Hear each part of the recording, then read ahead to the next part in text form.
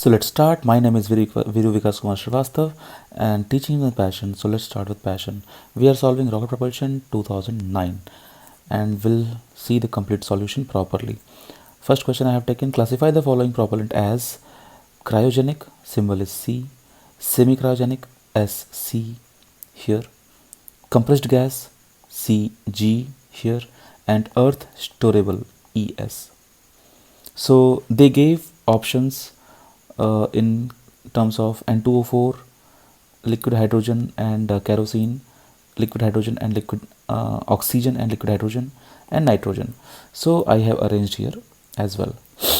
N2O4 UDMH. UDMH means unsymmetrical dimethyl hydrogen. Okay, so this goes under earth storable, and liquid oxygen and kerosene goes under SC. SC means semi-cryogenic, and liquid oxygen and liquid hydrogen goes under cryogenic, and nitrogen goes under CG. CG means compressed gas.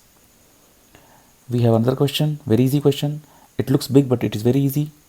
Let M0 be the total mass of single stage rocket and MP be the total mass of propellant, ML be the mass of payload carried by the rocket, and MS be the mass of inert structural components.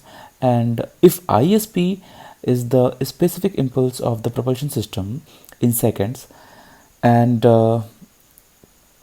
G is the acceleration due to gravity, it is G, then the maximum velocity that can be attained by the rocket vehicle in the absence of gravity and atmospheric drag is given by. So it is very easy, this option is correct. How? Because we know change in velocity from initial to final is given by del V is equal to V equivalent natural log of M initial by M final. V equivalent you can write as GISP, and M initial, you know, in all the options and initial is as it is, but M final if you'll check, so this guy is M final, because your final mass is nothing but when we subtract our propellant mass, that is our final mass. So option D is correct. Next question again looks big but very easy. The performance of a solid motor is improved by replacing the old propellant with a new one. It means if you have a solid rocket and you have some propellant here, so they are saying replaced this old propellant, put some new propellant here. So because when you are putting new propellant, your combustion temperature is increasing by 40%, gives a combustion temperature 40% higher than the previous one without appreciable change in molecular weight. It means whatever the chemical we were using previously, almost same chemical weight, I mean molecular formula we are using again. So, and we are not changing other parameters also. By approximately what percent the specific impulse of the new motor is higher than the old one. It is very easy. Means earlier it was given ISP1. Now after changing the motor it is giving ISP2. Then ISP2 is how much percent more than the ISP1. It is very easy to solve. We know our exit velocity is proportional to the combustion temperature, sorry, under root of combustion temperature, and our ISP is directly proportional to the exit velocity. It means ISP is also proportional to the under root of temperature. So ISP2 in second case, ISP1 in first case will be under root T2 by T1, and T2 is already 40% more than T1. It means already it was T1 plus 40% extra, that is 1.4 times of T1. So replace T2 by T1 here, and T will get cancelled, I mean T1 will get cancelled, will be getting under this.